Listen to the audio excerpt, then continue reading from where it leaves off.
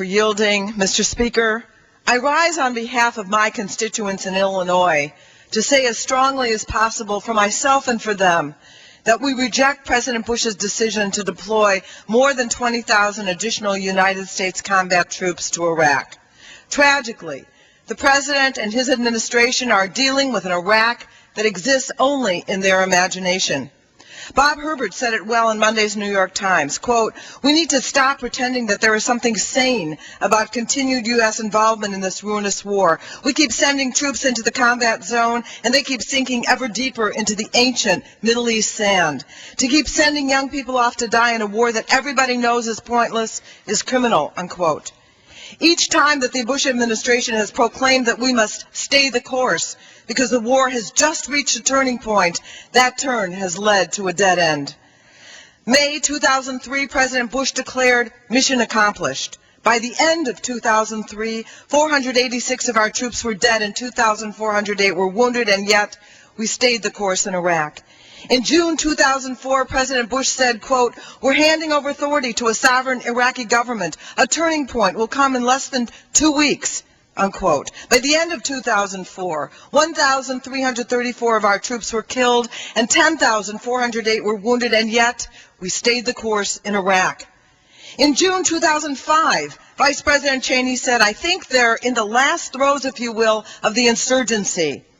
And in December 2005, President Bush said, quote, "The year 2005 will be recorded as a turning point in the history of Iraq, the history of the Middle East, and the history of freedom," unquote. By the end of 2005, 2,180 of our troops were killed and 16,354 were wounded, and yet we stayed the course in Iraq. In May 2006, President Bush called the formation of a new Iraqi government a turning point. By the end of 2006, 3,001 of our troops were killed and 22,736 were wounded, and yet we'd stayed the course in Iraq. And just last month, Vice President Cheney proclaimed, "Well, I think if you look at what's transpired in Iraq, we have in fact made enormous progress," unquote. And President Bush told us that his new strategy to escalate the war in Iraq, quote, "will change America's course in Iraq and help us succeed in the fight against terror," unquote.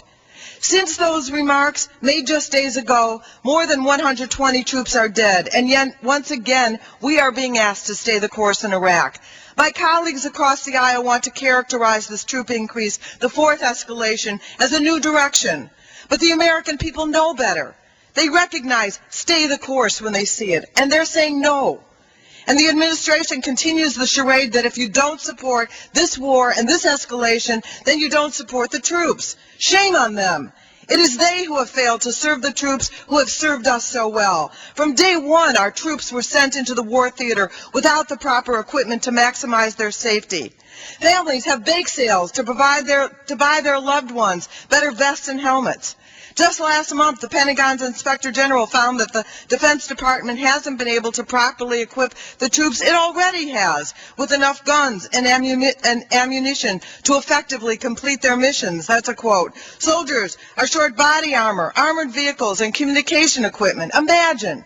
This war is costing $12 million every hour, 24/7, for 4 years, nearly $500 billion, and our soldiers don't have enough body armor, ammunition, communications equipment? If our troops aren't the priority, who is? Halliburton, Blackwater, other corporate chums of the president? Don't lecture us about caring for the troops.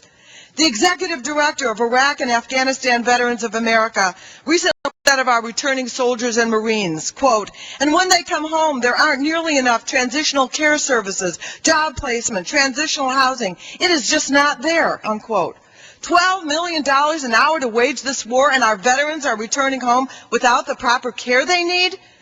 Our support for the troops compels us to oppose this war and this escalation. Of the terrible options the President has left us after 4 years, the absolute worst is to continue to send our young men and women in uniform to die in the meat grinder that is Iraq and to put them in the crosshairs of a civil war. Speaker Pelosi has said that our goal is to end this war. We can begin right here, right now, by passing this resolution. Thank you, Mr. Speaker. I yield back. Gentleman yields back.